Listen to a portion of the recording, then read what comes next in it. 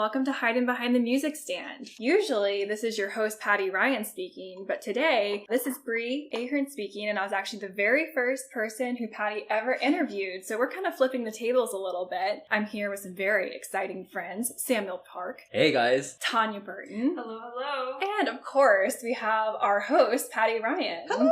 And right now, we're all in Houston because we are rehearsing for Kinetic Ensemble's last concert of the season. By the time this episode's released, the concert will have already passed, but hopefully you can catch the live stream in June. So it's the end of a long day. We've all been rehearsing, and now I think we should all take a moment to cheers. Absolutely. We have some 100%. gin and tonic. Yes. Great to see everyone. Yes. Cheers. Cheers. And we kind of thought we'd give Patty, well, you know, she's usually grilling everyone, asking all the questions. But it'd be a lot more fun this time if we get to ask her some questions and give her a break from being the host. Oh, dear. So I'm going to pass it off to Tonya.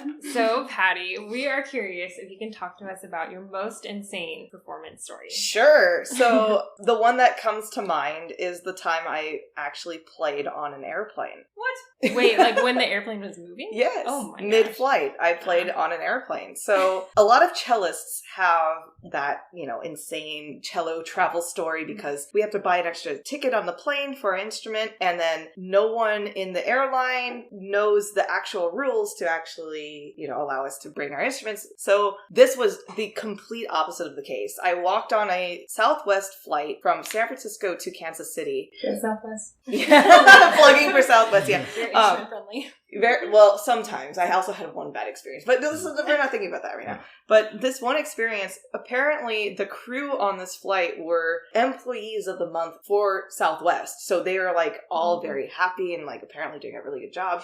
And they saw that I brought a cello on the flight. And on Southwest, they require bigger objects to be placed in the bulkhead seats. So I was sitting in the very front row of Southwest. I was traveling with the pianist of my piano trio at the time, Jung Eun Lee. She and I were traveling together, so she was sitting next to me in the aisle seat. Cello was in the window seat, I was in the middle. As I was walking on, the crew joked at me saying, "Oh, you're gonna totally play for us." And I was like, "Oh yeah, okay, funny, okay, right?" Then, as we were doing cruising altitude and, you know, everything was set and there was no turbulence, one of the flight attendants was like, "Okay, it's time." And I was like, "What? Time for what? Time? Time?" She's like, "You're going to play now." I was like, "What? What? Where?" And she's like, "There's a jumper seat right there. You can sit there. I'll bring the intercom down and I'll introduce you and I'll place it down in front of your cello and you can play for the, you know, the plane." And I was like, "Well, I mean, what if they don't want to hear me?" And they said, "You have a captive audience right now. No one's going anywhere." And I was like, oh my God. So I was like, okay, I guess. So I, you know, get my cello out and I, you know, and I was like, what am I going to play? By the way, we are recording in Houston and I'm staying at Bree's wonderful, wonderful 2-bedroom apartment, and her wonderful cat Angus just said hello to everybody on the podcast. He's another guest that probably will be featured on Hiding Behind the Music Stand in the future. Let's hope. Yes, let's hope.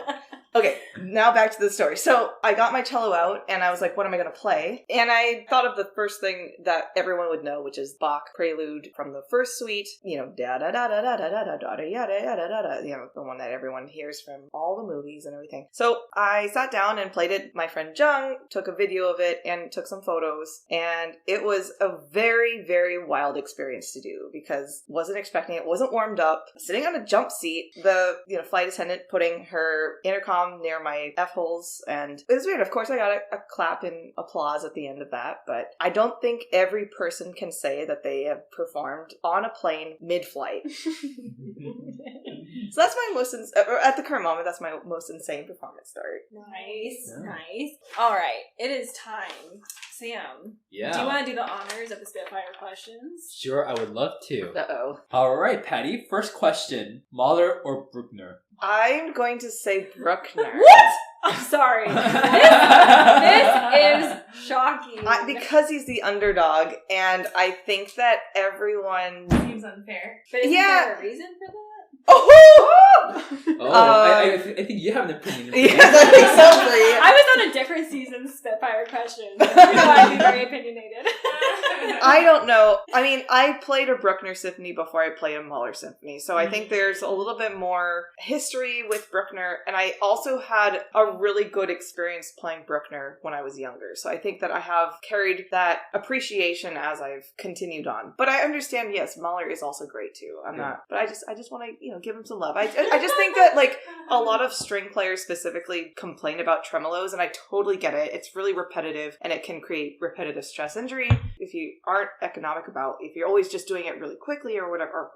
But I also find that I just like to think of it as contained excitement in his music, and that it's adding to this fervor of the emotion that's actually being conveyed by maybe other instruments. So I like to think of it as serving in some way, rather than just like, okay, here I am just like repeating notes over and over and over again. Yeah. Was your first Bruckner experience my first Bruckner experience No. too? No, I think I did Bruckner 6. Oh, I did that see. at USC in undergrad. Yeah. Gotcha. Yeah, with Carl St. Clair. Oh, I've heard yeah. him before. Yeah. Yeah, Carl St. Clair was a fantastic. Yeah, conductor, he was. Yeah, he was really good at explaining Bruckner and his world. And I think a lot about organ with a lot of his music too, because he was an organist and also being highly religious and just having that, as I said, fervor or that excitement about. But Mahler's great too. I don't know. Did you guys play a Bruckner symphony? Yeah. together? Yeah, we did it I at take away. Timberwood. Yeah, I think it was also like a good experience. 4. It was my first Bruckner experience, and I thought that conductor Stefan Asprey did a great job, like walking us. Guiding us through it, because I think it's symphony 4.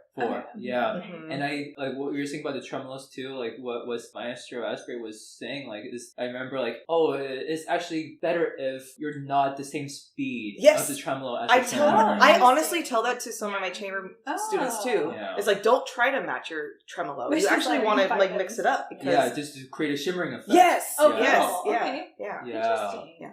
It's so crazy, you guys. That also worked with Carl St. Clair. I had him at like a music festival. I also worked. It was like only for a week, but he was really inspiring. And I always remember he was saying a lot of the time, like, don't play without pictures. The idea of like, don't approach your music making without a vision or without like really specific things, whether it's like literal pictures or like, just like a sense of like compelling direction. Yeah. And I just remember that about him a lot. I always think of that phrase. And I'm like, that was really valuable.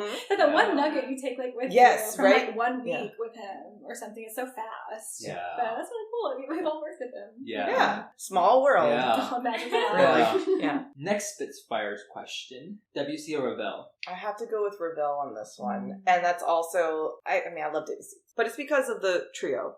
The piano trio is just one of the best pieces I think I've ever been able to play, hands down. It's hard. It's hard, but so worth it. Yeah. Oh my gosh. Cats or dogs? I am so conflicted. And as Angus is like showing his beautiful, glorious face right here. Sushi's my cat, so of course I'm going to say cats. But honestly, I'm honestly both. I'm just an animal lover in general. But cats are way more convenient for a musician's lifestyle. I travel a lot. Yeah. Yeah. Appetizer or dessert? How can someone choose? Really, that's the truth. How can someone choose? Which is why it's a Spitfire question. I'm just gonna say these have gotten harder. Back in the day, the most contentious one was like cilantro or basil. These have really like amped up a lot. Second season, it's like getting more intense. Any potential listeners have any suggestions for Spitfire questions? Please email haydnmusicstand@gmail.com or DM us at Haydnmusicstand. But I will say dessert because I'm a baker. Oh, it's a very good baker. Oh, thank you. Of course. So Tonya and I actually lived with Patty our first year of grad school. And we would, the scallions. Yeah, and we get spoiled because if we had like Friendsgiving, she would bake delicious pies and other things, and also make us like chicken noodle soup if we were sick. It's just amazing as a baker. So yeah. Sparkling or still water? Sparkling. In an alternative universe, what different musical instrument would you play? Oh. I kind of want to guess for you. Oh. Do it. I feel like I could see you as like a percussionist. Oh, really? Okay.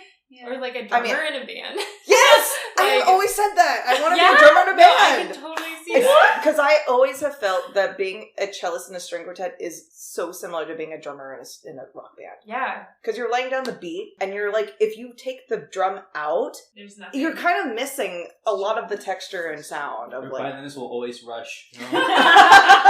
Yeah, you gotta. Someone's gotta keep you on. Get the backbeat there. No, but that is one of them for sure. I can see you as an oboist. violist. You know what? Oh my god, you guys! I was What? going to say oboist too. Oh my Yeah. god, you guys! Yeah. Because that was honestly like one of my favorite instruments when I was very young. I was like, I really love the sound of the oboe. Interesting. I didn't know. Yeah, and everyone was like, what? The oboe? Play the clarinet. Or like, the clarinet's a way better instrument. I was like, wait, what? Really? And I was like, I really like the oboe. I think both are good answers. I think in some ways I would like to play guitar though. Why? It's very versatile, chordal, and I don't know, it's just like such a pleasant sound. I think Very it's so satisfying spacey. to like fuck. Yeah. Like there's like such a I do like pizzicato. Yeah. Yes, you do. Not the viola or violin, I guess. I'm just kidding. That is so fair. I'm not offended at all. Me neither. Sorry, guys. Wow. I don't blame people for not enjoying it. Sorry, that I just like threw you guys under the bus. Just Those are very fair instruments to throw under the bus. Early bird or night owl? Oh, this has very much changed. I used to be a night owl for sure, and I think most people know me as a night owl, but of recent I've been rising earlier and earlier, so. Has it been because of the pandemic? I know like many people's habits No, changed because of the pandemic. it's because I've been dating somebody named Zach, who gets up earlier now. I see. How do you feel like it's like changed? Say like obviously you have your own schedule with your rehearsals and that kind of thing. But like, what kind of impact does it have like getting up? It's actually Much earlier. surprisingly positive. I was not expecting. I thought I was going to be grumpy all the time. Mhm. Actually, I'm getting up earlier and I'm actually productive before my 10:30 rehearsals. So thanks, Zach. That's what my parents would tell me too. Like, I think that, they used to also wake up pretty late around like 10 a.m. But then recently they've been waking up at ungodly hours, like 5 or 6. What? a.m. Okay, I can't do that. And Yeah. I think it's just because they're older, but they're like, Sam, you gotta try it out to waking up earlier because, you feel more productive. And they scold me if I sleep through 8 a.m. For shame. Like, Yeah. I mean, come Yeah, on. what are you doing with your You life, Sam? lazy person, yeah. Oh. Oh my gosh. But the thing is, okay, when I was a night owl, though, I was highly productive from the hours of 12 to 2. Yeah, that is me. So, that's why you like know. the ideas happen. Yeah. Even since like Patty's been staying with me during this kinetic ensemble Yes, cycle, thank and like you. obviously we're talking a lot. Yes. And Patty's like, her eyes are like starting to flutter, and she's getting tired. Oh, no! And she's walking up the stairs I to go turned to on my bed, light. and I'm like, let's keep talking, let's do this, let's do that, let's do this. I'm getting all these ideas. Yeah. Yeah, it's cool that you're gonna like switch your schedule though. Well, I don't know. I think I'm just like a zombie overall because I like wake up early and then I go to sleep very late and then I like can't shift between, so I'm just like kind of coexisting. You didn't have to be like sushi. You should just take naps all day. Well, I hate naps. Oh no. Oh. Really? Yeah, I do. Yeah, I get really groggy when I wake up from a nap. Oh, I see. Like you would have a really deep sleep if you take a nap. But when I wake up, I'm just like, I don't know where I am. I don't know where anything is. Yeah. What year are we in? Exactly. I don't know what happened. Yeah, it's dark outside. Like what? Yeah. Next question. Pandemic guilty pleasure? My immediate thought goes to video games, but I mean, is that guilty? And also, was that because of the pandemic? I mean, I played a lot more video games during the pandemic, but I'm gonna stick with that because Sure. Yeah. yeah. What video games? Oh, I played a lot of Animal Crossing, a lot of Skyrim, a lot of Zelda, of course, a lot of Stardew Valley with my friends. But now I devote a little bit of time every day for me to play video games, and I actually think that it's actually, for me, very helpful to decompress. So I've set that time aside so that I can decompress in the pandemic style of not worrying about something for a bit of time and, focusing on something different, so that then when I have the motivation or have the energy to do something different, then I will commit to that at that point. That's really interesting. So do you feel like that's like, in terms of thinking like kind of post-pandemic habits or things that you noticed from that time, which I'm sure we all experienced, is like now you kind of incorporated that into your life? Are there other things like that? Things that you did during the pandemic that you've kind of integrated that were useful or illuminating? I guess the podcast. Mm-hmm. Oh, what did you point at him for? That's a great segue. Oh. This is the 2nd anniversary, right? Oh. Yes, it is. Well, I was... Such a smooth segue. I saw the window. And Sam was just not there for I it. was like, our next question. Sam! I was not prepared at all. Oh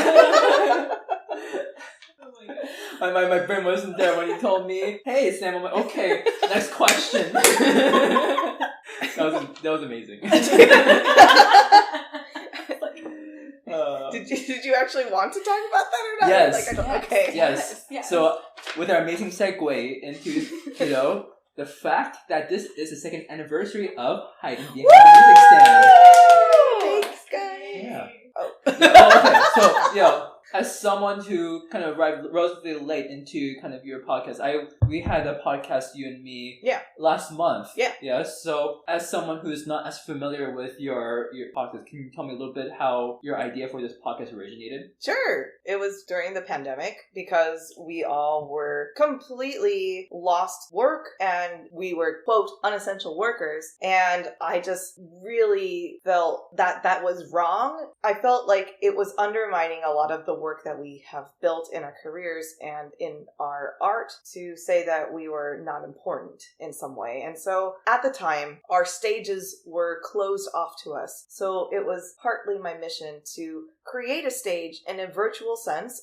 A podcast is a virtual means of consuming information. And I know that musicians are notoriously bad at communicating to audiences. I'm particularly also one of those. So this has actually been a very good practice for me to become way more extroverted and social in these environments. But at the same time, I also felt like it was important to try to get people to connect with musicians in a way that maybe they weren't before or could possibly now in this weird vortex of time.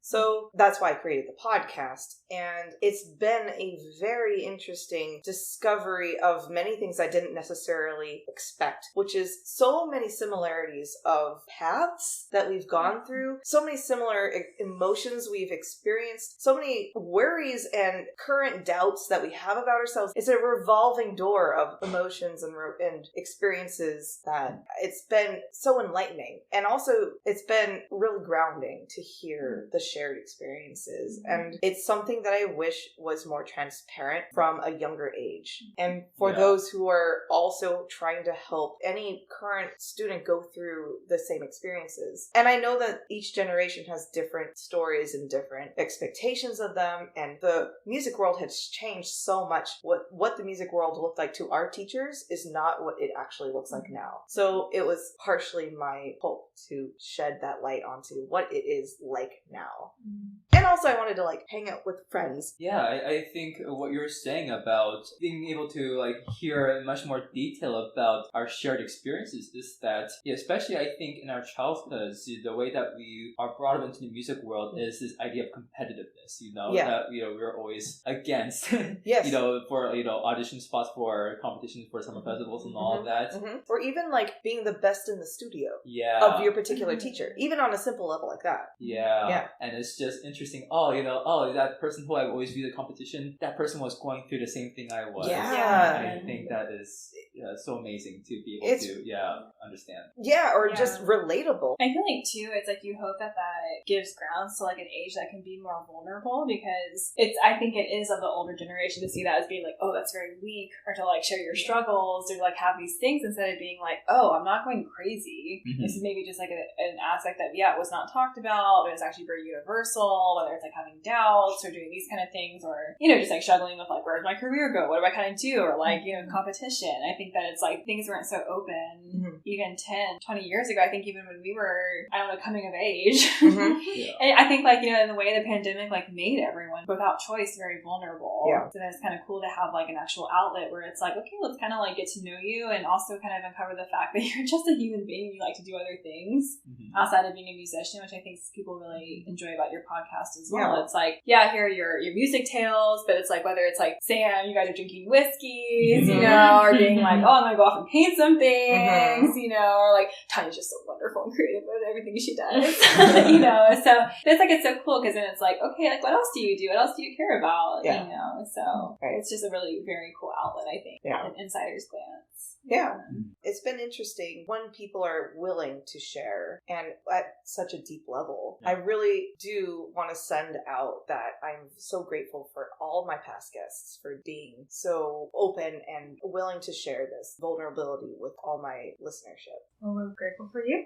Oh, Yeah. And just the consistency, it's like, that every week there's going to be like a new episode, and like, it's so cool. I think also Sam and Tonya, how you guys feel, but it's like, when you actually recognize the name and you're like, oh my gosh, I'm going to go listen to their podcast. Yeah. And you actually like learn like some really cool things. Like when I listened to Marisa Ishikawa's like episode, you talked to Marisa. Hi, Marisa. Hi, Marisa. Like I learned so much about like cats, and I suddenly was like feeding my cat more wet food. Because she was talking about how her cat like suddenly has been like living for 10 more years. I know. I messaged her and was like, what kind of wet food is he eating? And just all these funny things you do. I've learned so many funny facts, and I get excited when I see someone's name who I recognize. Yeah. Because it's cool to find out more about them. Yeah, and like you realize this all the time, but it's a small world, And, the guests that you bring on, like, oh wait, I know this person. Oh, that's so fascinating to learn something so different about this person I didn't know about. Yeah. I almost feel like I'd have to like listen to my episode again because I was your first guest. Yeah. So it was 2 years ago, and it was at such an interesting time. I think it was really in like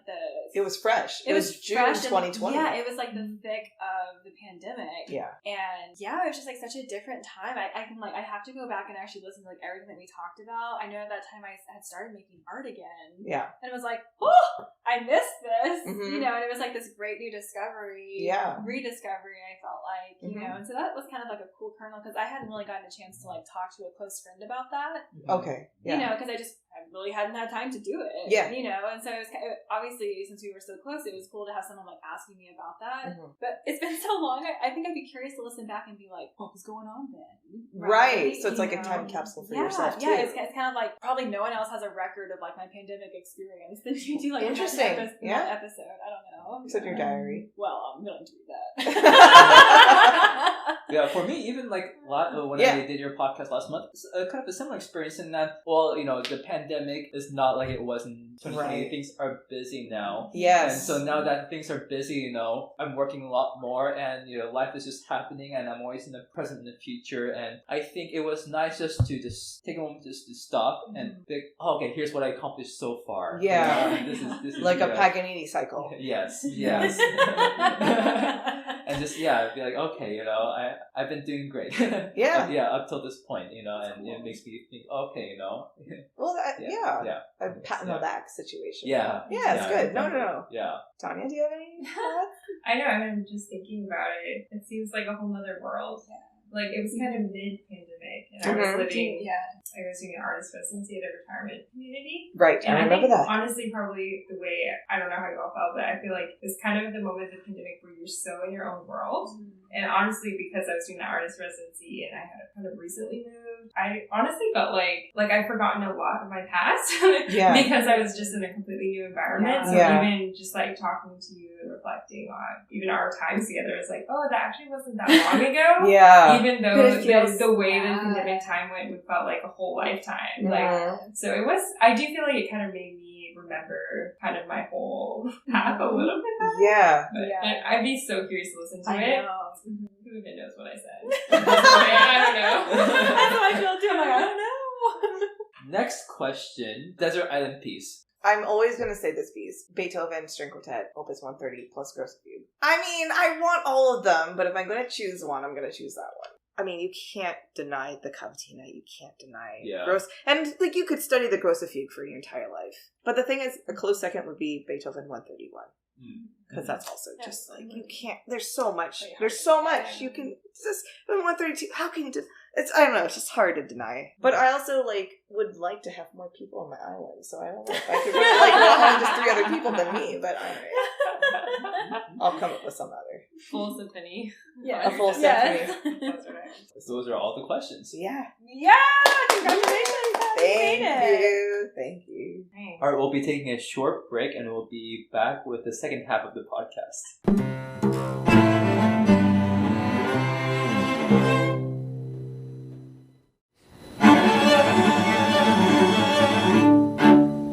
Okay, welcome back from the break. So I figured one of the ultimate issues that every musician handles or has to deal with is stage fright. It's a vulnerability that we all have to be comfortable with in front of a mass audience. And it takes on a lot of forms for very different reasons. Not just because, again, we are walking on stage as ourselves and presenting a very personal side of ourselves that we honed in this practice in a practice room and perfected it, but then are suddenly being judged in some fashion. But there's a lot of other layers to it outside of that reality of just perfecting and then trying it out and seeing if it worked in reality or not. I don't know if anyone necessarily wants to kick off any experiences about their own battles with stage fright or how they've combated it or any tips and tricks. Well, first off, I don't think I know anyone who has not had stage fright. Mm-hmm. It's something that everybody goes through, even people at the top level. Okay, for me personally, to this day, I still get stage fright. And it happens most often after I come from like a performance hiatus. Yeah. Like this, So like the pandemic, for like the instance. pandemic. Yeah. That was definitely something to really readjust to. So can I just interject for a second? Yeah. Is performing something you practice? Yeah. For me personally, what helps me the most with performance anxiety, which even the most preparations I do, I still get stage fright, but what helps is, before like a big performance, being able to play for people beforehand. Yeah, being able to play in many different types of situations in front of people before the bigger performance that you're thinking of.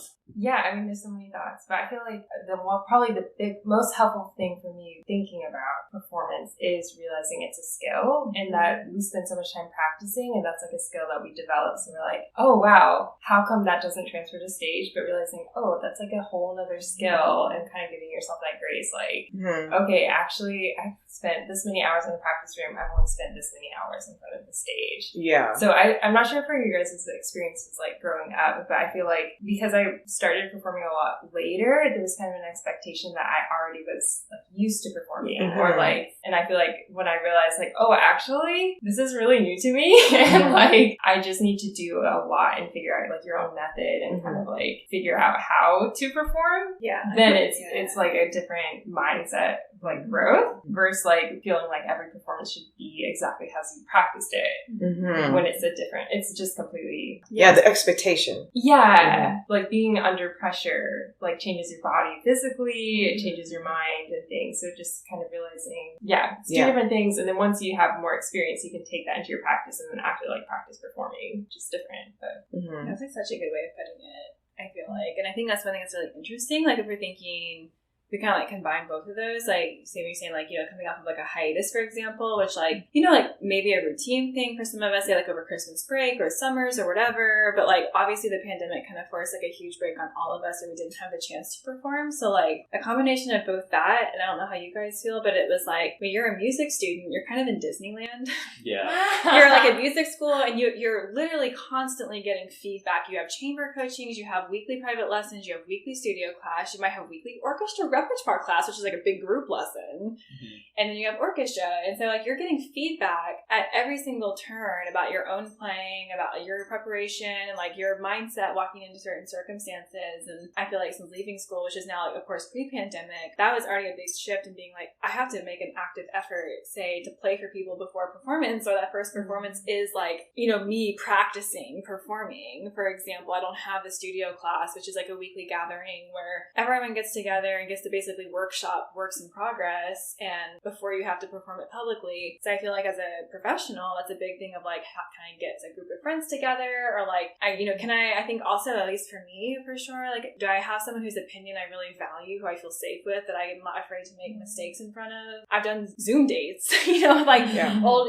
Fisher studio members just being like, hey, can I play something for you? Like it's really early on that I want to get like feedback on it, which like same thing as you, Sam, it's like that's been like the most helpful thing, is like, let's just play for people as much as possible before the actual circumstance, whether it's a recital, an audition, just those kind of scenarios. But the fact that it is like a practice skill and it's like a muscle that if you don't keep don't keep it in shape, it's like you can feel it. You have such heightened, physical and mental symptoms. It's that you have to practice your mental focus and toughness and relaxation techniques or whatever. But do you have any techniques that you want to share about relaxation before going on stage? Yeah, I actually just this week had like a really interesting experience. One of the groups that I work with, which is DeCommer of Houston, it's kind of like a chamber music and jazz organization. I'm a teaching artist, and we do a lot of community engagement. So we were actually doing a project this week in a juvenile detention facility in downtown Houston. Yeah. And so we were working with incarcerated youth, and we were talking to them about the idea of being a performer and dealing with performing under pressure. And it was just like such a intense and impactful setting to talk about that kind of thing, because I feel like I sometimes tend to have like an avoidance strategy where I'm like, oh my God, the more I think about it, I'm going to psych myself out. But then realizing I do practice it. I do have all these years of like practicing performing, and I do actually use a lot of these techniques without even realizing it at this point. And seeing them in a setting where it's like, sure, we're musicians and we learn how to deal with like mental pressure and stress all the time, but we're humans, and all humans deal with stress. It's unavoidable. And so like, how can you help someone in that circumstance? Like, use a breathing exercise, for example, to like de-escalate and like find inner peace and like, calm down, or that kind of thing. Or like, tense your muscles, relax your muscles, stretch, count to 20, like counting sheep, or like all these different kind of like little tips and tricks that like I think we kind of take for granted, because we're out there. Hi, Angus. We're out there like kind of doing it every other week or every month or that kind of thing. And so we kind of take it for granted, and realizing, wow, this actually would help a lot of people, relax or de-stress or that kind of thing. So I think it really illuminated things for me a lot, because I was like, oh, I actually I do these things. And usually breathing exercises or just like visualization of imagining yourself in this stressful circumstance or this kind of thing. And I guess just realizing it can help non-musicians too. And that we're very lucky in a way that we're very proactive about dealing with anxiety and stress. So I don't know how good I am at that. I'm saying, but I'm like, I still get anxious. But that's the thing, and I feel like back in the day, I'm joking in some ways, but but I feel like back in the day too, I don't know, you guys saw it, but when I was like super young, I was always kind of just like, oh, it's something, and I felt like I was kind of told too, like, it's something you kind of like, you'll get over it. But you don't get over it. You have to kind of embrace it, basically, and be like, we're going to work together. Yeah. Me and my performance anxiety. We're like an inseparable pair. Like, I don't know. I think that there's some people, it's their defense mechanism to make it seem like that they're invincible to stage fright. And I find that when I actually get to know those people a little bit deeper, that they're actually the most crippled by it. Do you know what I mean? Like, they walk out with such confidence, but then actually they're struggling with it just as much, if not worse. When I was crippled by stage fright, I was very honest about it, and people saw it, people knew it. Like, it was one of those, I was not someone that was hiding my anxiety and fears about it back in the day. That's really healthy, though. I don't, is it? I did not feel, so I mean, I was eating a lot of bananas. So a trick that people have said in the music field is that you eat a lot of bananas because of the potassium. So I would eat like 2 bananas before walking on stage, just like chowing them down. So funny. I don't know if it helped. I don't think I stopped it, and clearly, like, I think nothing's changed. Except a mental game. But like, a trick that one of my past teachers, Jean-Michel, taught me was the Superwoman or Superman pose. It's completely a physical. If you feel like you're starting to cower in and cave your body in, if you actually completely do the opposite and put your hands on your hips and stand like as if you're Superman/woman, there's a neurological connection between that and empowerment that makes you feel you can face anything. And honestly, when I started doing that, and when I get really nervous, I'll like maybe hide it from like the people that I'm maybe collaborating with, but like I will stand somewhere and do that for myself just to make myself feel more powerful in that moment. And then that kind of mentality continues on stage when I walk on. But I don't know if you guys have have you guys heard that one? Yeah, you actually told me that like way back in the day. That's a golden nugget. Yeah. Oh. I feel like anything that you can like get in your body is really helpful.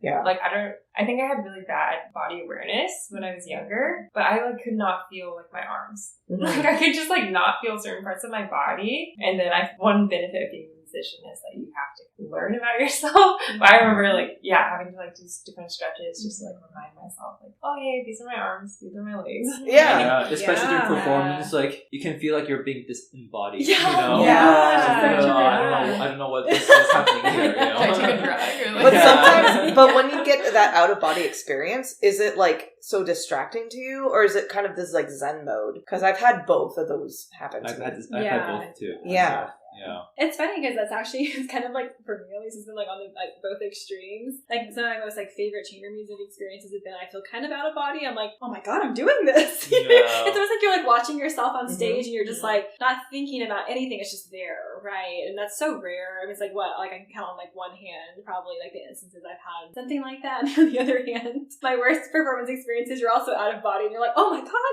Yeah. You know, like right. Like, do I know the next note? What's happening? Yeah. Like, what am I doing? Yeah. It's just kind of funny. Yeah. Yeah, for me in the end is, ultimately, of course, for performance, you always want to be your best and you always want to strive to be your best. But during the performance, I find it just so necessary to forgive myself.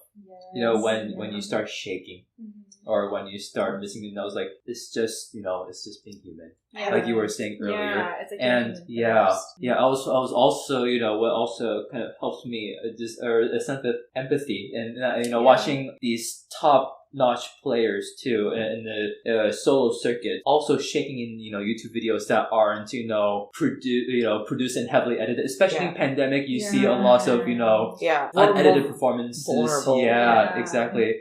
And from our perspective, our musician perspective, we think I've been there. Yeah, totally. And I think that you like feel their hands as they're doing that. Yeah, and I think that's important to feel. And I think when you're performing yourself, if you do get into one of those moments, you can also think musicians who I do respect will know what I'm feeling. Yeah. I think empathy is like an amazing word choice because it's like I'm sure you guys feel the same way when you go to a concert, whether it's like you're going to support a friend or like an artist you admire, like you're never ever judging them as harshly or expecting even the same things, whether because you have that level of respect established, or because you've also go out there and you try to do your best and you know that you also shake or you have these things, and so you never walk into a performance like A, looking for ways that they're going to fail, or B, listening in the way like you're just supporting them. And you do have empathy, and I think that's like something that definitely gives me comfort when I'm performing. It's just like, what am I really, let's zoom out for a second, like what am I really doing this for?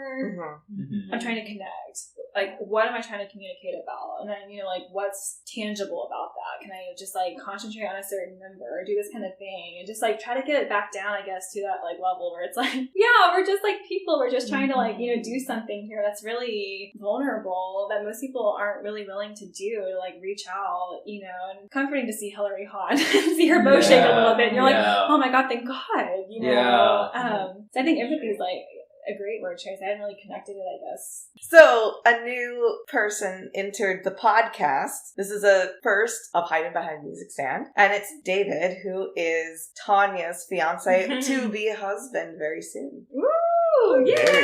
Welcome, David! Woo! So, David, can you tell us a little bit about yourself? Thank you. Thanks for having me. Yeah, thanks for coming. Well, first of all, I think, does this count like hiding behind the music stand? In this case, you're behind the video, the camera. I'd be in front of the music stand, though. Well, you're behind something. I'm behind something. Okay. Yeah. Okay. Yeah. Hello. Hi. Yeah. Welcome. Well, what do you do? Tell us what you do. Yeah, so I work for Houston Ballet. I've been there for 10 years now. Wow. Awesome. Yeah, started in 2011. Congrats. Yeah. Thank you. Yeah, it's been quite a 10 years. But yeah, that's what I do. I do other video content for like social media and like YouTube, Facebook, Instagram, Reels, TV commercials, just anything that has to do with video just comes through me. How did you get into that business? Because you were a dancer once, right? I was a dancer, yes. So did classical ballet since I was 7 and kind of grew up with it. It was always a part of my life, my sister and I. Yeah, in college I decided to study film because I always loved movies. Yeah. That was like a big part of family life for sure, was movie watching. And so just love for cinema, film studies, but then like had this ballet infusion. And so those two collided in college. Well, can I ask another quick question? Yeah. Did you grow up watching ballets on film? Because I did a little bit.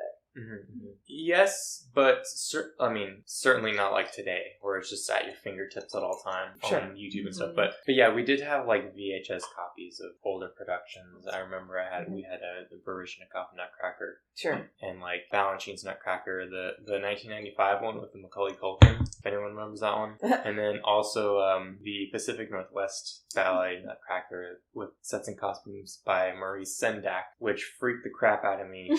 Out when I was younger because the costumes are very scary. Yeah. You look at it now, it's a little eerie feeling. Like Tim Burton. Yeah. That's interesting. I was actually just listening to a podcast about Tim Burton's Batman. 1989 Batman. But anyways, yes. So, yes, to answer your question, yes. Occasionally. Yeah, but it wasn't like a thing that you regularly... No, because we were performing them. Sure. So why would you want to watch them? Yeah. Because you're doing it. We did all the ballets, Giselle, and Sleeping Beauties and Nutcrackers and things like that. So. The other important part of David's life is that he was in a band for a long time. Oh, that was like... Oh, yeah. Yeah, in high school. Not like marching bands. Yeah. But like a rock band. Why did you play? Yeah. I kind of jumped around. I alternated between drums and bass guitar. So I think primarily for this group that I was with. That's where I'm like, that's the marriage between drum set and that's cello, like in a nutshell. Yeah. Like that's so. Yeah, we're on the same page here. Yeah. Like the drums sets the rhythm and the pulse of the entire song. I'm using a lot of gesticulation. And then the bass provides the like harmonic structure. Yeah. Dave, you walked in at the perfect point. Evil cackle. Because the four of us were discussing like, stage fright in the ways that like I say like like obviously we're all four musicians and every creative deals with I think performance anxiety in some way, and you've both been a dancer and and you're in a band, so like maybe we get to hear someone's perspective who is like in a slightly different creative field, but like I think we've also realized listening to the podcast that it's a very like universal thing that we all contend with, and we're trying to like create something and put it out there. So please share your vulnerabilities with us. Yeah. So jeez, why you put it that way? My God. It sort of varies, I think, I'll just say for me, with performance anxiety, because there's like the ballet world, and that was a little more like heightened. There's definitely more like butterflies in your stomach because, there's so many people, and you get on stage and you stare out and it's like a black void. Yeah. But harsh lights. I find that comforting, frankly. Yeah. I don't know about you. You don't have to look at it in the eye. It kind of makes it anonymous. Sure. Yeah. Yeah. So it's like, oh, I'm just in my own practice room. I know what this feels like kind of thing. If you can't see, then you mean. Yeah. I see you. Yeah. Right. I mean, not that I don't want to know. I, of course, want to know my audience, but... That's so interesting, because there were times where, for me, it felt like opposite. Yeah, right. Like, I feel like alone on stage because I can't see anyone. Yeah. And so that makes me feel kind of, like, nervous. But, like, opposite of that, for, like, performing in the band, like, in high school and things like that, that was just so much fun. Mm-hmm. And it felt like there was, like, no rules, and, like, the pressure was off, and, you're there with just, like, your closest buddies, and... the chamber music came out. The chamber music came out. As in, like, you guys were focused more about yourselves than actually trying to impress anything else. Definitely. Yeah. Yeah. It's just the nature of, like, a classical ballet setting. The way you're, like, rehearsing something. The expectation is you don't mess up in the groove. Right. Yeah. And there was definitely a few times where I kind of messed up on stage in terms of ballets. But there was one in particular where, and I don't know if this has happened to you, but like I just totally blanked. Yes. On the choreography. Yes, we're all like yes. It just disappears from your mind. Yeah, a Bach suite. Yeah, I'm bringing it back. Those memories. Yeah. But yeah, there was one. So what do you do? I just started doing tour jetés. If anyone's familiar with dance terminology, I just started doing tour jetés in a circle. It just jumps in a circle until the end of the music came around. You must have been tired. Yes, it was a... How long did it go on? Was it like 5 minutes? Was it 10 minutes? It was a lot of circles. It felt like Were you dizzy? You're just like a spinning top. I'm sorry. Yeah. No, that's what it was. Yeah. It was... Sorry, we're laughing at you. We're not laughing because you have so much sympathy. Yeah, exactly. How long did you have to do it? It was for that particular show, it was excerpts, and it was the third act Sleeping Beauty, the Jules variations. Okay. And there's a pas de trois in there. And so the guy kind of closes out pas de trois, and that's what it was. I don't know. I just blanked on everything. I started going in a circle, and I just kept going. I feel like that's a good call. It's very impressive. It's very physical, takes up space. I mean, as something that's important is like we'd be completely convinced. But then at the same time, it's like the stamina. Well, what is to do the- that. Oh my god, it's impressive! It's very impressive. To the layman, like I'd be like, wow. No, that's exactly right. Yeah. And so that's my like perception of like as you guys as musicians. Yeah. Like what do you do in that situation where something blanks, you don't have your music? What do you do? I probably wouldn't notice. I mean, I think what's interesting, I think what might be different, say, in this scenario is, like, we don't play, like, when you're in, like, a ballet and there's other people around you, you have this, like, you have to memorize your steps and, like, all this stuff and coordinate with the music, but, like, we sometimes do, like, in certain chamber groups, for example, but, like, when we collaborate, we use our music. So even if you have a moment of focus lapse, like, you're there and you can go back to the text. Do you know what I mean? Yeah. It's not, like, something that's just, like, you know what I'm trying to say? Yeah. I think nowadays, especially recently, people use their music a lot more nowadays. It's not much of memorization anymore. Yeah. Back in the day, like people were heavy on memorization, but nowadays you see even people top-notch soloists playing with music, a Mozart concerto, violin concerto, and true. As long as you play well, like who cares if you play with music different. or not? That's true. So I think the mentality has changed a little bit. So maybe in that sense, a little bit. Yeah. You don't have to go. Like in circles, it's just like it's less. I would imagine like slightly less pressure because typically when you have other people you're working with, you always play with music. But it'd be like if you're say back in the day, like doing solo stuff. That's when you're like, oh my god, I might have like a memory slip. And obviously we've all had those happen, and like you either just kind of roll with it. I mean, I think it certainly makes us all think about how we memorize things. Like, are you thinking harmonically, structurally? Like, are you able to like stay in the key? Can you improvise? Like, how are you thinking enough where you can kind of like hopefully get yourself back to a track where you hear the music again, and if not, then you just cadence and you're like, all right, we're done. I think when I've witnessed it, either people have really cycled through, especially with Bach, because Bach is like such a structural composer and there's a lot of harmony you can hold on to. There's a lot of tactile memory that you kind of try to resurface. So I've seen people just like kind of swim, similar to like what you're doing of like spinning in circles, harmonically though, not literally, but like trying to find it, and then they kind of find that outlet of some sort. Did I say something wrong? I was just laughing because it's like, we might be spinning harmonically, but we're probably like a little bit less work. Yeah, we're not like literally spinning our body. Like, wow, we are actually very fortunate. We cross the string as opposed to. David's like, it's like my 20th circle on stage. Well, Oh we are the small muscle athletes, right? Is that what people say? Versus okay. Or people just simply stop. And then they try to recenter themselves, but you can't really do that on the stage because people are just like, what? All eyes. Yeah. And then you try to control your face so that you don't look like you're stunned. Freaking out. Yeah. So you just keep smiling. Like, this is normal. I mean, that's pretty similar to us too, though, right? Yeah. I've seen it happen 2 times actually with a very prominent orchestra where a conductor gave something on the wrong beat and the orchestra just completely fell apart. I've never seen that happen. Oh, and then the conductor just stopped and said, measure like 32. And then you started over again. Wow, really? Yeah. Twice? Yeah, twice, yeah. Wait, at the same concert, the same orchestra, or different times? Same orchestra, but different times. But like, it's an orchestra that I've never seen messed up like that. Wow. Yeah. Like a prominent. Yeah.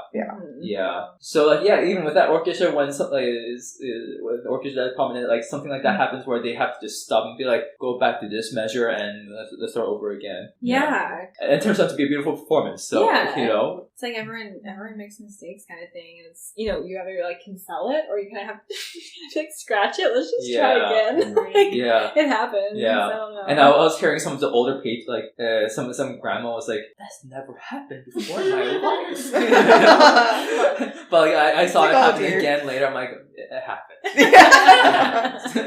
Okay, so can I now slightly shift? So why do we put so much pressure on ourselves when we walk on stage, even to begin with, outside of our own personal preparation for said concert day performance? It's something that I think, Tonya, you said about giving yourself grace in a particular moment when you do mess up or when something starts going wrong. Yeah. And I don't know about in the ballet world, but in the music world, it's very difficult for us to actually forgive ourselves for any mistake we do on stage. Mm-hmm. And I question, why do we not forgive ourselves for being human on stage?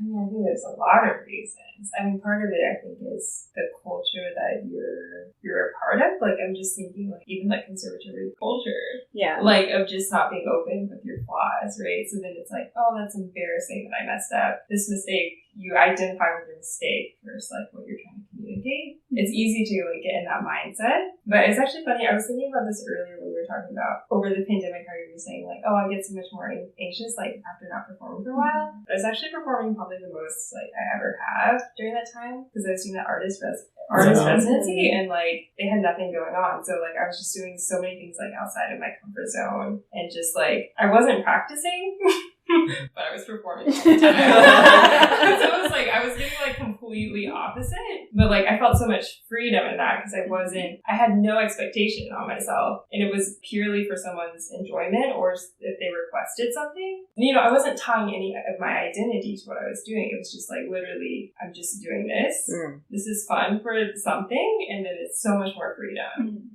So I've definitely, like, thought about that afterwards, if when I do get really anxious, to think, like, okay, actually, I feel like this is me. Because I practice it, I feel like I'm entitled to it to be perfect. Yeah. But actually just like, okay, the performance is shouldn't be for me, or I shouldn't tie things together. Well, I guess maybe that's the question, is how much of your own personal identity is in your performing?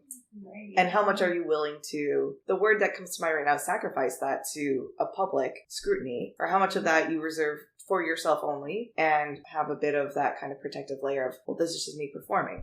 Yeah.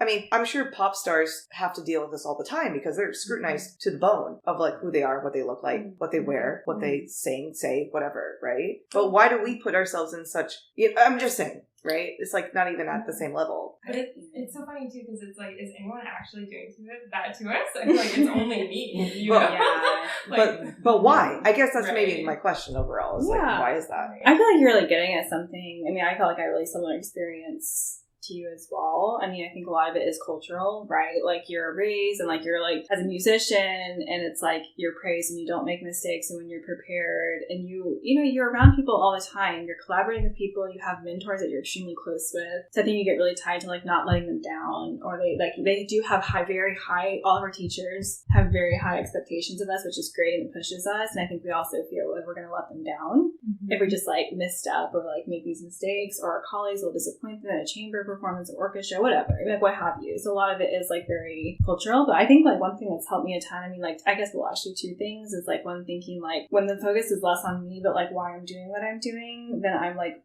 I guess I just, like, it just feels like a really different type of situation. Like, no matter what I do, like, no matter what I do, I'm gonna be myself when I play, whether I like it or not.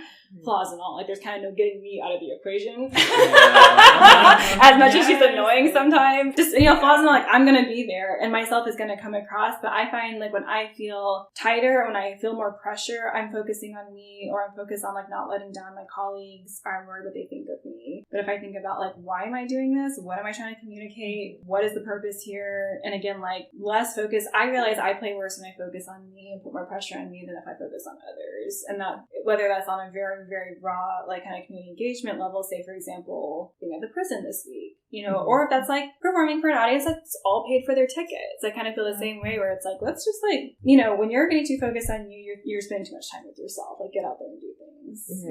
But I think that a lot of it is, like, the more, like, a lot of it is cultural. I certainly felt. I felt much better about that type of thing getting out of school and, like, kind of, like, doing more, like, serving, I guess, of, like, the public, or, like, in these kind of, like, unconventional circumstances where it's like, oh yeah, that's how we do that. Whether it's, like, I'm not practicing or I'm performing, but it's, like, really getting through to these certain people.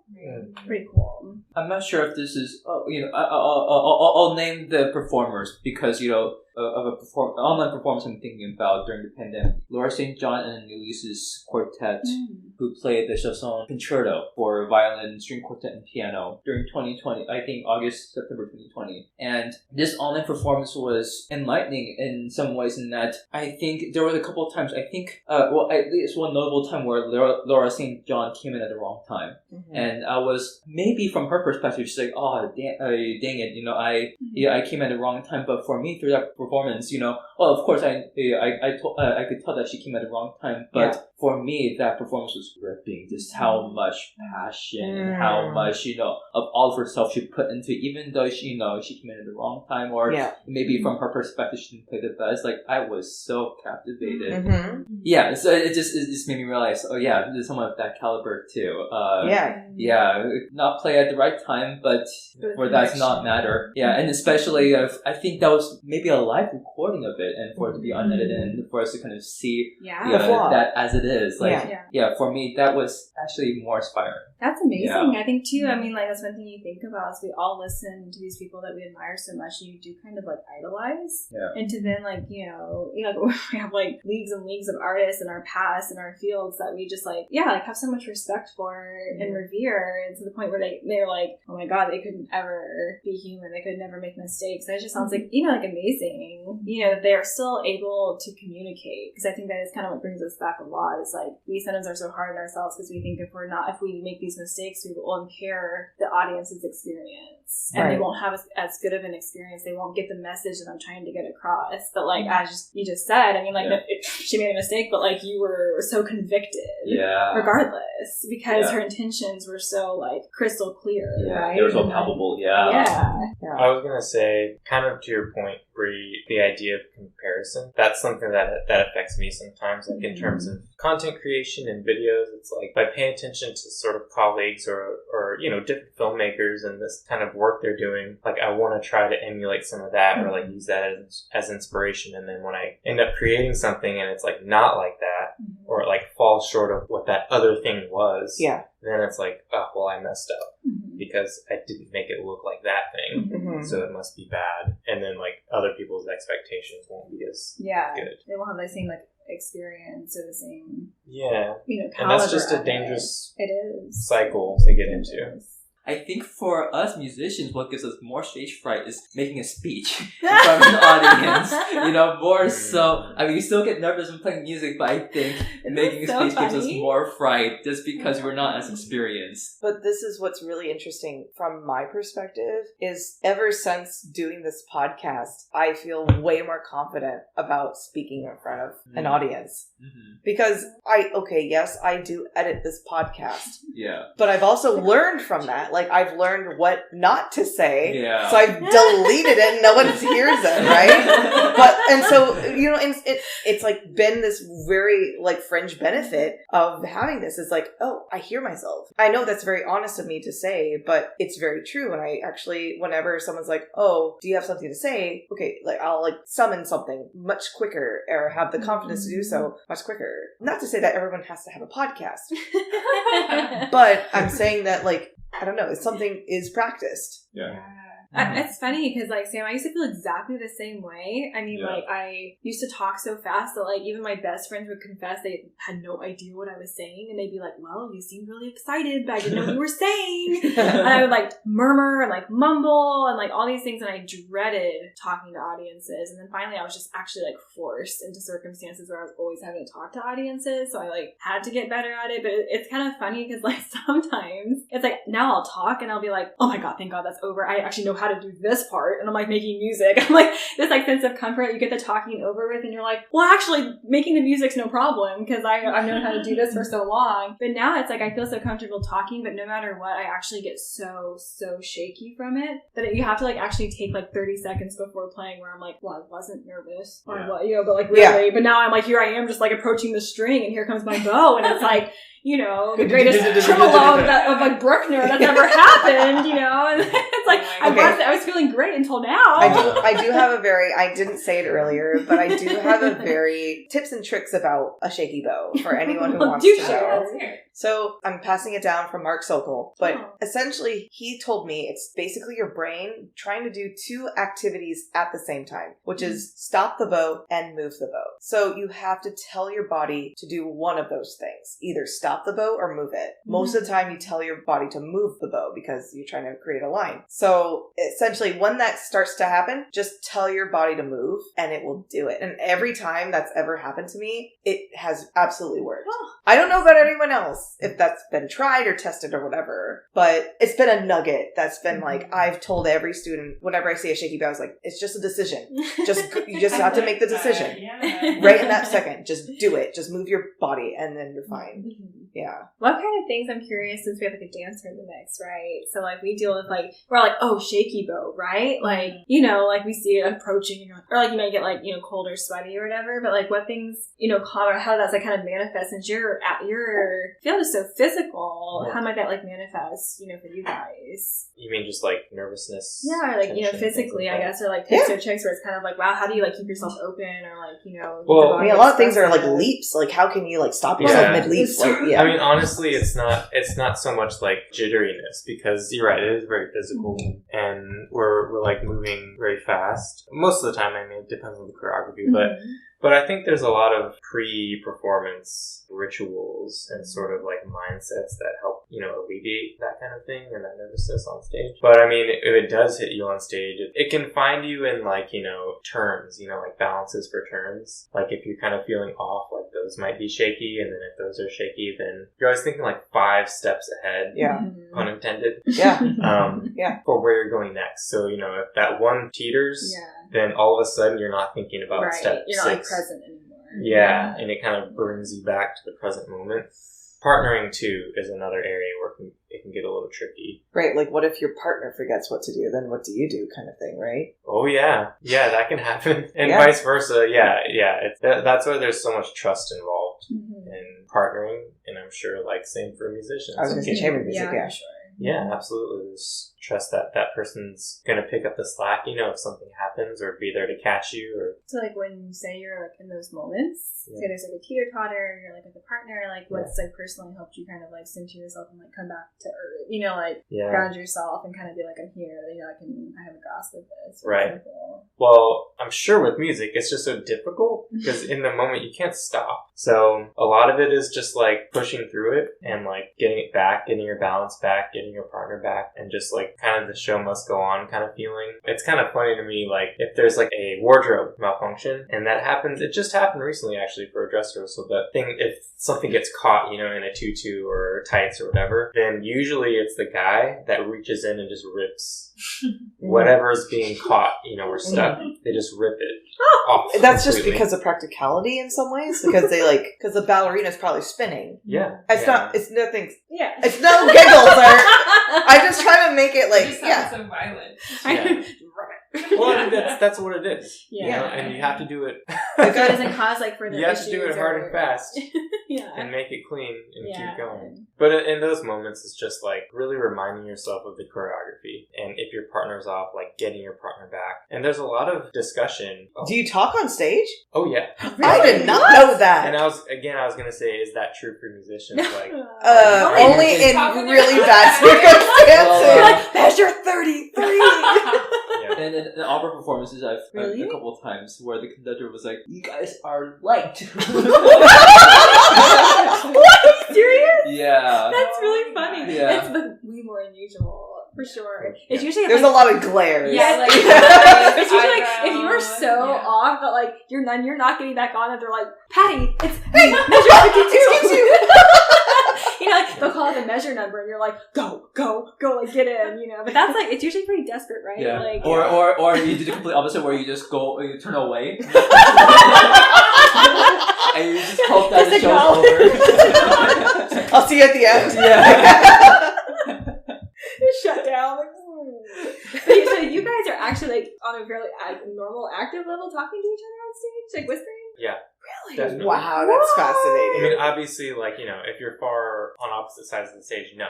But, you know, if you're standing in a group... Hey, stop doing the circles! Like, you're not gonna live that down now. We're just all honestly, like, very genuinely impressed. Yeah. Impressed in your mistake. I guess that's the whole title of this episode. With ballets, especially full lengths, a lot of it is like your core group of dancers is standing around the stage, and they're just like the villagers or the townspeople or whatever. Yeah. But they're all in groups, you know? And in those groups, like conversations just happen. That's so funny. Why didn't I think of that? Especially if you're doing Yes. Especially if you're doing mime and you have to face away from the audience for whatever reason. You're bending down and picking something up, whatever. Oh yeah, there's comments going all the time. Usually it's fun. Mm-hmm. Sometimes it's just like course correcting, like, hey, that was supposed to go over there. Oh, yeah. Things like that. But most of the time it's kind of just fun conversation. Mm-hmm. And then in terms of like partnering with your partner, there's a whole lot of conversation going on. What'd you say? If something feels off or whatever, yeah. It's like a check-in, like, are you okay? It's never like, you did this wrong. I hope not. Okay. I never said that anyway. Okay. Yeah, okay. That might go on, but that's unfortunate. Yeah. What sparked in my head when you started saying that you actually have conversations on stage is that, like, I don't know about you guys, but there's times where I've been on stage and suddenly I'm like, what's for dinner? And I'm like, wait, what? Get back to, or like, what are you thinking? Or like, it's like, I wonder if I did the lot. No. Like, and I don't, like, it's like kind of recentering and refocusing yourself in that moment of like kind of floating away and that like that Zen kind of meditation thing of like getting away and then coming back. And so that's like, maybe we have conversations on stage, but just not with, like, it's like within our own brains. Yeah. And then we're like, wait, what are we doing? Like, what? Like, why am I here? Yeah. I had a violin teacher literally say that to me, like, yeah, sometimes I have those days when I'm performing, like, literally she said, I need to do laundry today, Yeah. Right. It's funny too, so like, say yesterday when we were all having rehearsal for Kinetic, like, we were talking to Sergey Yap, who's like also on the podcast. Shout out to Siggy. Listen to his episode, he's amazing. Yeah. But like, we had like a whole conversation with our eyes, and it took place over like 3 seconds, and it was like eyebrows, eyes, and everything. And he like actually started laughing because he was like, oh, I love how we didn't have to say anything. We just had like the chamber music eyes. Yeah.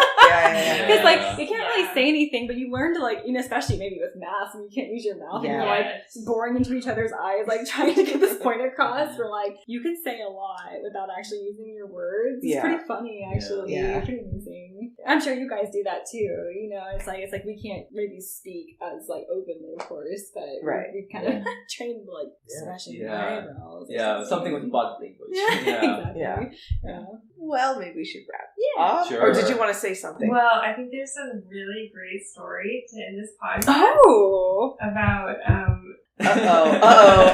spill the tea! Tonya, spill the tea! Learning and recovering from performance failures and how much great joy they can bring. Sure. So you're teeing David up for something, Tonya, right? This is like my favorite story David's ever told me. All right, guys. We're ready. I mean, we are proud. Here we go. All right. This is just... Let me grab my... It's definitely like the worst thing that's happened to me on stage. Well, I'm sorry in advance. Yeah. It's not fun. But, it's whatever. So... But it was so worth it. It was during Nutcracker, and this is probably like high schoolish for me, kind of later high school, but performing the Nutcracker, and I was the Nutcracker during the battle scene. So during the battle scene, the Nutcracker is like on the center of the stage, and then there's this music cue where, if you're familiar with the ballet, it's when the tree grows. It's like this loud crescendo, that part. And so right on that crescendo, I'm supposed to walk backwards a couple of steps until I get to the back, and then the angels cross in front of me. So usually I would go out there before the show starts and count the number of steps, like heel to toe, going back until you hit the edge of the scenery. And right in that moment during the performance, I realized like, oh, I forgot to do that. Uh-oh. Cool. Okay. Not a big deal. I'll just go kind of more slowly this time. And so when I feel the scenery on the back of my heels, then I'll stop and it'll be fun. But I can't. I'm scared. She's laughing already. She knows. But what I also didn't really take into account was the size of this huge fake Nutcracker head that I'm wearing. Oh dear. And it's very top heavy. Yes, of course. It's just huge, big old like barrel. Can you see out of it? Foam, almost. Oh! Okay. It was kind of totally felt. No, it's foam. No, I didn't mean felt as in like material. Like you are feeling, like the perception you can only see. Ears and the head was poorly designed. Yeah. There's only 2 eye holes, but they were like way further apart than any human face would ever be. Oh god, So it's like real peripheral. So it's like you have to choose which eye hole to look Oh at. dear. No. Oh dear. Oh, yeah. But anyway, so this thing was so top heavy, and so crescendo happens, I start moving backwards, and so I go, and I hit the edge of the scenery, which is great, and I'm like, perfect, I got there, and I stopped, but the head kept going. What? So the head took me back. Oh dear. No. So the huge foam head tilted backwards, and it like took me with it because it's so heavy. Yeah. Like you have to give to the weight. You have to of the give. head. There's gravity involved. You Yes. can't stop it. It's inevitable. yeah, physics. Yes. Yeah. Yes. The law of You must- inertia. You Yeah. must concede. So therefore I did into the scenery. So the head goes, I go, and I like landed. They're flats, like flat scenery, Christmas gifts. Into that, everything snaps in half, and I just fall into the tree, and I'm just kind of rolling around on the ground because that head is very unforgiving. Yeah. It's like it's just terrible. like a weight. Like It's terrible. so, I'm just kind of writhing on the ground a little bit while the angels. While the angels surround me and the rats do cartwheels. Anyways, so Nothing's wrong. Everything's fine. Yeah. So I managed to just like make it onto my hands and feet first, and then kind of lift the head up into the upright position and kind of recenter myself. But I mean, that's it. Is there a video of this? That's the first question everyone asks. I'm And- sorry to be that And you know basic. what? And I'm sorry to say, there was a video of it, but the person that was filming the show edited it. Oh. So they literally just cut that moment out. Oh, because they were like, we gotta show this to people that. Yeah. So Oh, it's so God. in that one moment, I start walking backwards, and then it just cross dissolves into me standing upright with ruined scenery behind me. So it's That's like, almost even better. Yeah. yeah, that's worse, I think. I You mean, think like, so? did the audience react when it happened? Or was there like I gasps? I couldn't hear Yeah. anything. Yeah, It was Because of the unforgiving. head, because of the It head, deafened yeah. you. Yeah. It took your sight. It's so not practical for performing live ballet. You can't hear, you can't see. It's really hot. It's really heavy. It's bad. It's bad. Yes, So- we would all agree about that. But I am proud to say that after that, I redesigned the head. I That's took it upon Something good myself. came out of it. So no I did. future people would have to suffer the same Yeah. outcome you did. Total overhaul. Yeah. Well, and I thank you for being so vulnerable to share your disaster story. We've all had them. Yes. It's brought a lot of joy over the years. For you, It's brought Tonya? Oh, yeah. Okay, and many more to come. Yeah. Yes, okay. That's called schaden. Yes, right. Taking pleasure in other people's Right. pain. Right. Or learn from mistakes. Or it's just a commiserating. Yeah. There you go. Well, I hope that this was at least an opening to a conversation about stage fright and being more transparent about how we all have dealt with either disasters on stage, how to handle them on stage, tips and tricks along the way for those situations, and also hopefully trying to destigmatize why we feel the need to even be ashamed or embarrassed about that, and that honestly, all we are trying to do at all times is to be our best. I thank all my guests today for joining me and being vulnerable about their experiences and what they've gone through in their lives to come to the similar conclusions that we all go through stage fright. It's okay, and there's ways of combating it. Yeah. Thanks for having me. Yeah. Thanks, Patty. Yeah. Before I forget, I want to thank all my Patreon patrons for the podcast. Thank you so much for your continual support. So if you enjoyed listening, be sure to smash that subscribe button wherever you're tuning into this podcast. Leave a review on Apple Podcasts while you're at it. It doesn't need to be long. Your review will help others search for the podcast because of its crazy algorithms, and you'll make Sushi's day. And it's free. Make sure to share this podcast with your friends and family as well. As I said, if you want to level up, you can always become part of the Haydn Behind the Music Stand family by donating what you will on our Patreon page at patreon.com/HaydnMusicStand. Our social media handle for Facebook, Instagram, and Twitter is at Haydn Music Stand, and we'd love to hear from you at our email, haydnmusicstand@gmail.com. Didn't recognize the piece we discussed during the episode? No worries. There's a Spotify playlist is what I said, playlist with all the music discussed for your convenience. The link is in the description of each episode. I hope that you continue to follow and subscribe to Haydn Behind the Music Stand, and I look forward to a new season of the podcast with new guests and new questions to be asked. So thank you again for this wonderful birthday celebration of 2 years of the podcast. Yay! Yay! Nice, guys. And as always, thank you for listening. Say bye, Sushi.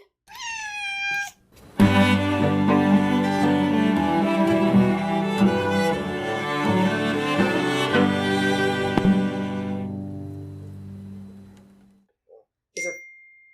How? What? Oh! That's right. Sorry.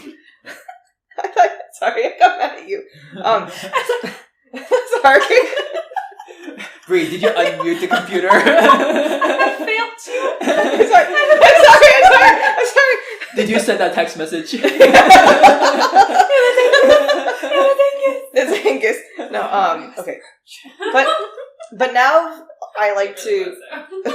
Can you say it one more time? Say it one. Sure, yeah. If there was any... No, just say desert. I'm sorry. Sorry, say I'm sorry. My feelings is the Don't elaborate. Just say it. Do you feel offended? Yes. Sorry. Desert Island Peace. Okay, I'll do it one more time. Desert Island Peace. Now it's like getting so serious. Like, oh my god. No. This is good. No, that's fine. I'll keep it. No, that's fine. I'm just laughing because I'm like, I feel bad. It's like, no, you didn't do it right. Desert Island.